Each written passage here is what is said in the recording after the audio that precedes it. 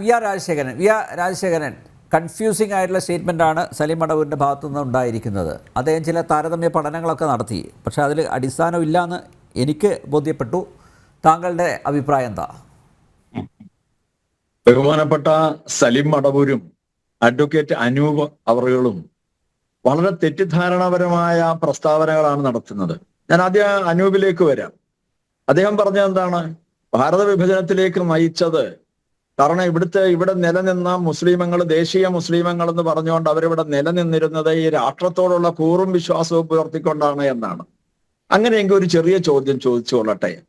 ഇവിടെ അഭിപ്രായ സർവേ നടത്തിയ സമയത്ത്, അഭിപ്രായ വോട്ടെടുപ്പിൽ ഭാരതത്തിലെ 100% മുസ്ലിമങ്ങളും ഭാരത വിഭജനത്തിന് അനുകൂലമായിരുന്നു, പാകിസ്ഥാൻ അനുകൂലികളായിരുന്നു. അങ്ങനെയാണെങ്കിൽ വിഭജനം നടന്നപ്പോ 80% അഭിപ്രായം രേഖപ്പെടുത്തിയവർ മാത്രം പോവുകയും 20% ഇവിടെ തമ്പടിക്കുകയും ആ 20%-ക്കാരെ ഏത് കാലഘട്ടത്തിലാണോ വിഭജനത്തിന് കാരണമായ അതേ മുദ്രാവാക്യം മുഴക്കിക്കൊണ്ട് ഇവിടെ നിലനിൽക്കുകയാണ് ചെയ്തത്. അങ്ങനെ കാലാകാലങ്ങളിലെ കോൺഗ്രസുമായി ചേർന്നുകൊണ്ട് ഇപ്പൊ എന്തുകൊണ്ടാണ് ഈ മുനമ്പം അടക്കമുള്ള വിഷയങ്ങൾ വന്നത്? ഇതുവരെ വകുപ്പ് ചർച്ച ചെയ്തില്ലല്ലോ. നിരവധി ഭേദഗതികൾ വരുത്തിയിരുന്നല്ലോ കോൺഗ്രസ് സർക്കാരുകൾ തന്നെ. ആ സമയത്തൊന്നും ഇത് ചർച്ച ചെയ്യപ്പെടാൻ പോലും ആരും തയ്യാറായിരുന്നില്ല. ഇപ്പൊ എന്തുകൊണ്ട് ഇത് വന്നു? കാരണം ഭാരത സർക്കാർ അതിശക്തമായ നിലപാടുകൾ സ്വീകരിക്കുന്നു. ഇതിന്റെ എല്ലാ ഗൗരവങ്ങളും മനസ്സിലാവുന്നു. അങ്ങനെ മനസ്സിലാക്കിയതിന്റെ അടിസ്ഥാനത്തില് ഇതിന് ഭേദഗതി കൊണ്ടുവരുന്നു. ഭേദഗതി കൊണ്ടുവരുമ്പോ അത് നിയമമാകുന്നതിന് മുമ്പ് പരമാവധി വലയെറിഞ്ഞ് പിടിച്ച് കൈപ്പിടിയിൽ ഒതുക്കുക എന്നാണ് പറയുന്നത്. ഇപ്പോ എനിക്ക് വാസ്തവത്തില് സലീം മടവൂർ പറയുമ്പോ എത്ര ശുദ്ധഗതിയിലാണ് അദ്ദേഹം പറയുന്നത്, എത്ര സൗമ്യനായിട്ടാണ് ഈ കാര്യങ്ങളൊക്കെ അവതരിപ്പിക്കുന്നത്. എന്റെ സലീം മടവൂര്, അങ്ങയുടെ പാർട്ടിക്കാരടക്കം ചെയ്ത കാര്യങ്ങൾ അങ്ങോട്ട് പറയാം. അതായത് LDF അടക്കം, LDF ആയാലും UDF ആയാലും ഒക്കെ ദേവസ്വം ബോർഡിനെ പറ്റി സൂചിപ്പിച്ചല്ലോ. തിരുവിതാംകൂർ ദേവസ്വം ബോർഡ് നിലവിൽ വരുന്ന സമയത്ത് ബഹുമാന്യനായ യുഗപ്രഭാവനായ ഭാരതകേസരി മന്നത്ത് പത്മനാഭനും വളരെ എന്താ പറയുക ബഹുമാന്യനായിട്ടുള്ള R ശങ്കറും ദേവസ്വം ബോർഡില് അവര് നേതൃത്വം കൊടുത്തപ്പോ അവരുടെ ആദ്യത്തെ ബോർഡ് യോഗ തീരുമാനമായിരുന്നു അന്യാധീനപ്പെട്ട ക്ഷേത്ര സ്വത്തുക്കൾ വീണ്ടെടുക്കണം. ആ സമയത്ത് എന്തുകൊണ്ട് ദേവസ്വം നിയമങ്ങളും 3 പ്രാവശ്യം ഇവിടെ ഭേദഗതി ചെയ്തുകൊണ്ട് സർക്കാരിന്റെ UDF ആയാലും LDF ആയാലും അവരുടെ ഒരു വകുപ്പാക്കി മാറ്റി.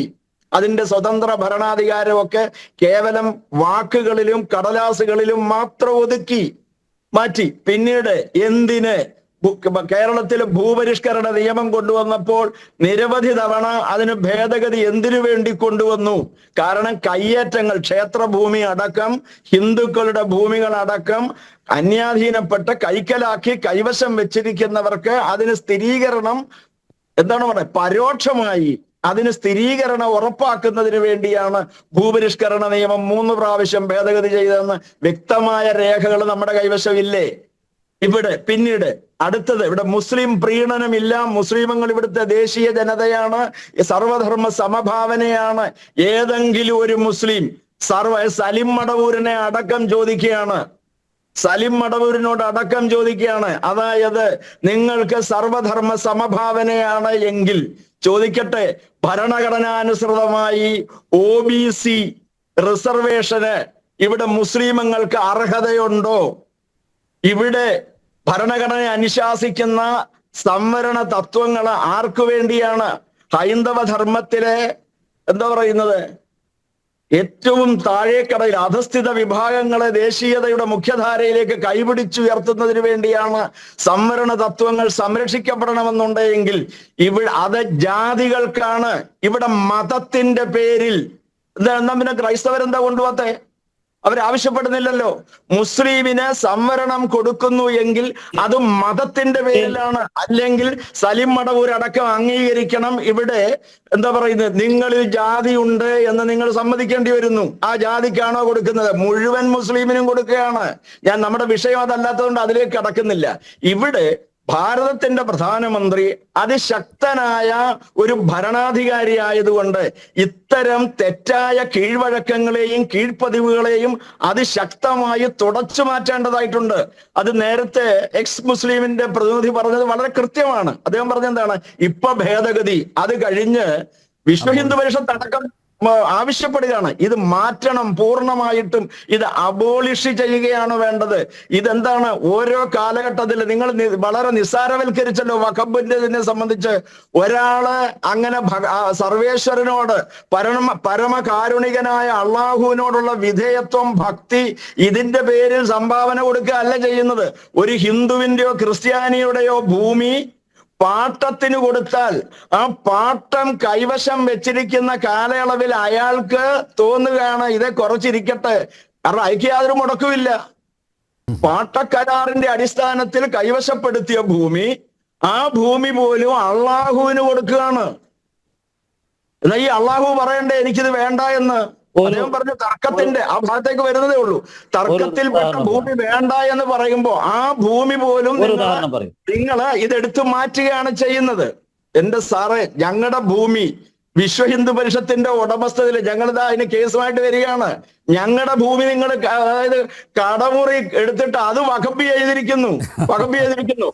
നിങ്ങൾ പറഞ്ഞല്ലോ ഇതിന്റെ സംരക്ഷകരാണെന്ന്. വഖഫിന്റെ സൈറ്റിൽ കയറി നോക്കിയാൽ എല്ലാം കൃത്യമാണ്. എന്തിനു വേണ്ടി ഇക്കാലം അത്രയും മിണ്ടാതിരുന്നു? എന്തിനാണ്? മുസ്ലിം ഭൂരിപക്ഷമുള്ള, മുസ്ലിം സ്വാധീനം ഉറപ്പിക്കാൻ കഴിയുന്ന ഒരു കേന്ദ്ര ഭരണം ഇന്നല്ലെങ്കിൽ നാളെ വരുമെന്ന് സ്വപ്നം കാണുന്നു.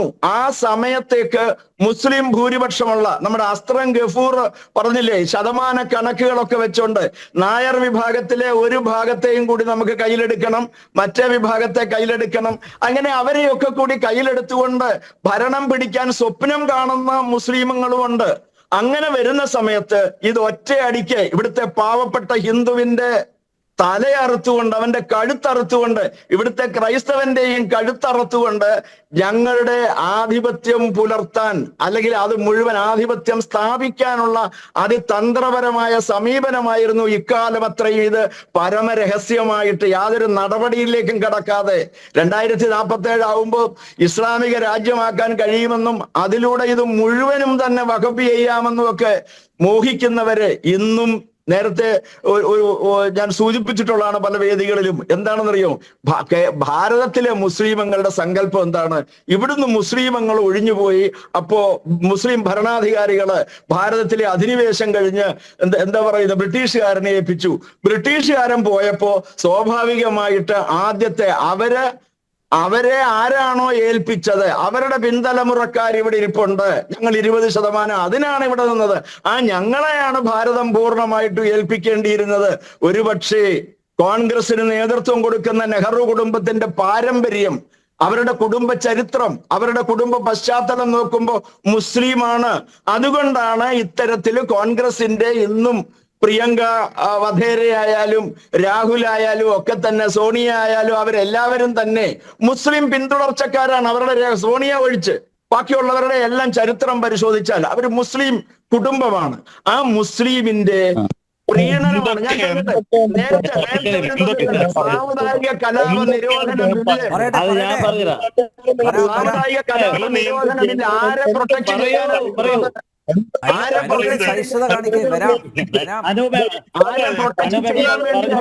ഇതെല്ലാം തന്നെ കൊണ്ടുവരുന്നതാണ് കോൺഗ്രസിന്റെ.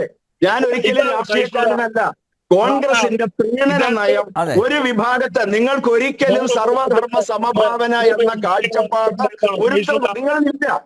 നിങ്ങളിലെ സർവധർമ്മ സമഭാവന നിങ്ങളിലില്ല എന്നുള്ളത് വളരെ പകൽ പോലെ വ്യക്തമായ കാര്യമാണ്. എന്നെ സംസാരിക്കാൻ അനുവദിക്കേ. പറഞ്ഞോളൂ. ഞാൻ പറഞ്ഞതിന് ശേഷം നിങ്ങൾ ഞാൻ വരാം, താങ്കളിലേക്ക് വരാമെന്ന്.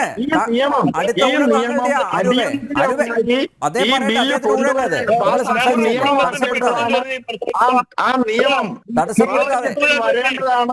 അത് വിത്ത് റിട്രോസ്പെക്റ്റീവ്. കാരണം ഈ വഖഫ് നിയമം ഭരണഘടനാ വിരുദ്ധമാണ്, നീതിന്യായ വ്യവസ്ഥയ്ക്ക് വിരുദ്ധമാണ്. കാരണം കോടതിയുടെ ജുഡീഷ്യൽ പവർ പോലും കളഞ്ഞുകൊണ്ടാണ് അവർ പറയുന്നതാണ്. ഭേദഗതി എന്താണ്? കളക്ടറുടെ കയ്യിലേക്ക് പരമാധികാരം പോകുന്നു. ഇവിടെ നിങ്ങളുടെ കയ്യിൽ ഇല്ല എന്ന് പറയുന്നു. എത്രയാണ് വരുന്നത്? ഏതാണ്ട് 9.5 ലക്ഷം ഏക്കർ ഭൂമി ഇന്ന് 30ഓളം വരുന്ന ഭാരതത്തിലെ വഖഫുകളുടെ നിയന്ത്രണത്തിലാണ്. 8.7 ലക്ഷം പ്രോപ്പർട്ടികളിലായി, വസ്തുവകകളിലായി, ഏതാണ്ട് ആലോചിച്ച് നോക്കണം, 10 ലക്ഷം ഏക്കർ വരുന്നില്ലേ? 9.5 ലക്ഷം ഏക്കർ ഭൂമി, 8.7 ലക്ഷം വസ്തുവകകളിലായി ഇന്ന് വഖഫ് ചെയ്യപ്പെട്ടിരിക്കുകയാണ്. 30 വഖഫ് ബോർഡുകളിലായിട്ട്. ഇസ്ലാം മതം ഉണ്ടാകുന്നതിന് മുമ്പുള്ള ഭൂമി പോലും. അതെ, അതാണ് പറഞ്ഞത്. അപ്പൊ ഇത് അന്യായമാണ്, അധർമ്മമാണ്. ഇതിനെതിരെ ഭാരത സർക്കാർ കൊണ്ടുവരുന്നതിന് ഭാരത സർക്കാരിന് എല്ലാ ഭാവുകങ്ങളും നേരുന്നു. സർവേശ്വര അദ്ദേഹത്തിന് ആയുസ്സും ആരോഗ്യം കൊടുക്കണം. ഇത്തരം ഈ എന്താ പറയുന്നത് അന്യായമായ കാടൻ നിയമങ്ങള് ഇവിടെ പടച്ചു വെച്ചത് മുഴുവനും തന്നെ ശുദ്ധീകരിക്കണം എന്നാണ് പറയാനുള്ളത്. സർവധർമ്മ സമഭാവന ഹിന്ദുത്വത്തിന്റെ, സനാതന ധർമ്മത്തിന്റെ എന്താ പറയുന്നത് യുക്തിഭദ്രതയാണ് ഇത് വെളിവാക്കുന്നത്. അതാണ് ഈ നാടിന് ആവശ്യം. എല്ലാവരെയും ഒരേപോലെ കാണുന്ന സർവധർമ്മ സമഭാവന. അല്ലാതെ ഇവിടെ മുസ്ലിം ലീഗ് പറയുന്ന സർവധർമ്മ സമഭാവന എന്താണ്, അവര് മാത്രമാണ് സത്യമെന്ന് പറയാം. അത് തെറ്റാണ്. അതുകൊണ്ട് വഖഫ് ചെയ്യുന്നത് തെറ്റാണ്. ഇന്നത്തെ വഖഫ് നിയമങ്ങൾ പരിഷ്കരിക്കപ്പെടേണ്ടതാണ്. അതിനു വേണ്ടിയിട്ട് ഈ ഭേദഗതി നിയമം ഉടനടി പാസാക്കി നിയമമാക്കേണ്ടതാണ്. അതിന് മുൻപായിട്ട് കൊടുത്തു വെച്ചിരിക്കുന്ന ഈ പദ്ധതികളെല്ലാം തന്നെ നിങ്ങൾ നിർത്തലാക്കണം. ഇത് കോടതിയുടെ പരിഗണനയ്ക്ക് വിടട്ടെ. വഖഫ് ട്രൈബ്യൂണൽ ഇതെല്ലാം ആരാണ് നിയന്ത്രിക്കുന്നത്? മുസ്ലിം സമുദായത്തില് പിറന്നു വീഴുന്ന കുഞ്ഞു മുതല് വന്ധ്യവയോധികരായി മരണത്തോട് സമീപിക്കുന്നവർ പോലും അള്ളാഹു അല്ലാതെ മറ്റൊരു ദൈവമില്ല എന്ന് പറയുന്ന ഇവർക്ക് എങ്ങനെ സർവധർമ്മ സമഭാവന നടത്താൻ കഴിയും? അതുകൊണ്ട് ഈ നിയമം പരിഷ്കരിച്ച് മതിയാവുകയുള്ളൂ. ഭേദഗതി ഈ പാർലമെന്റ് ഇരുസഭകളിലും അവതരിപ്പിച്ച് പാസാക്കി നിയമമാക്കണം.